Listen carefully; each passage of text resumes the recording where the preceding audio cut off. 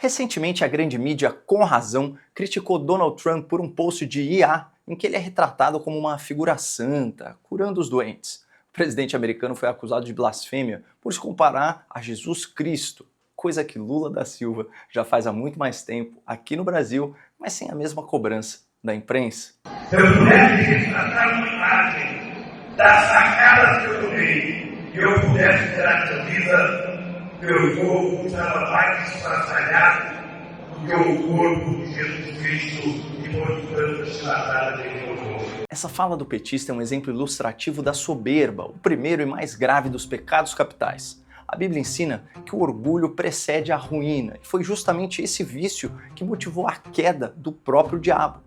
Pedro e Tiago escreveram: Deus resiste aos soberbos. Ou seja, quem é arrogante, quem se acha melhor, maior que os outros, está em desobediência ao Criador, que espera de nós um espírito mais humilde. Se tem uma coisa que eu me orgulho nesse país, e não baixa a cabeça para ninguém, é que não tem nesse país uma viva alma mais honesta do que eu. Nem dentro da Polícia Federal, nem dentro do Ministério Público, nem dentro da Igreja Católica, nem dentro da Igreja Evangélica, nem dentro do sindicato. Além da prepotência, outro sinal da soberba é a ilusão de conhecer os desígnios de Deus. Paulo ensina que ninguém conhece as coisas de Deus. Os seus juízos são insondáveis, os seus caminhos inescrutáveis, e toda a sabedoria do mundo não passa de loucura aos olhos de Deus. Ainda assim, os soberbos e os orgulhosos amam exaltar a si mesmos como se conhecessem as razões do Senhor. E eu, graças a Deus, descobri uma coisa. Deus deixou o sertão sem água porque ele sabia que eu ia ser presidente da República e que eu ia trazer água para cá. Tá aí uma manifestação escandalosa de orgulho e soberba.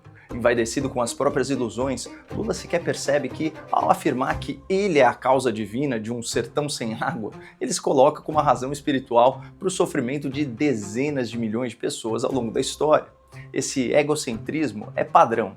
No seu delírio de grandeza, o soberbo se coloca no centro do universo, ocupando o espaço que pertence a Deus. Mas as blasfêmias não param por aí. Um pensamento anticristão que a esquerda tem replicado no debate público é esse aqui. Que a gente é de esquerda porque ninguém foi mais de esquerda do que Jesus Cristo. Ninguém!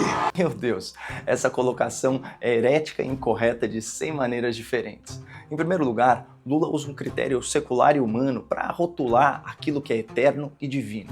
Mas o Senhor alertou o profeta Isaías: os meus pensamentos não são os vossos pensamentos, e assim também são os meus caminhos, mais altos que os vossos caminhos. O reino do Altíssimo, como nós rezamos no Pai Nosso, está nos céus. Já o príncipe desse mundo, onde mora a disputa política e a glória dos governantes, é o diabo, o Deus dos séculos e o pai da mentira. Portanto, ao contrário do que diz o Lula, Jesus não está à esquerda, ele está acima, de onde vai julgar os vivos e os mortos, separando o certo do errado, não a esquerda da direita. E aqui está a diferença fundamental. A esquerda, como toda ideologia, é humanamente falha e muda ao longo do tempo. Já a verdade é perfeita e permanece inalterada, porque é divina e eterna. E cabe ao homem adequar suas ideias e principalmente as suas ações de acordo com a palavra de Deus, no melhor da sua limitada capacidade. É exatamente por brigar pelos pobres, de cuidar dos doentes, de atender os mais necessitados, que os ricos da época mandaram crucificar Jesus Cristo. Meu Deus, Jesus não foi crucificado pelos ricos por cuidar dos pobres. Ele foi crucificado pelos poderosos por ameaçar seu poder. Em outras palavras, foram os governantes e os tribunais abusando da sua autoridade, deturpando a lei, que condenaram um homem inocente e soltaram um ladrão culpado. Exatamente como ainda acontece hoje em dia. Aliás, Jesus não tinha nenhum problema com os ricos. Joana e Susana contribuíram generosamente para o seu ministério, assim como José de Arimateia e Nicodemos, que providenciaram um sepultamento e túmulo dignos para o Filho do Homem.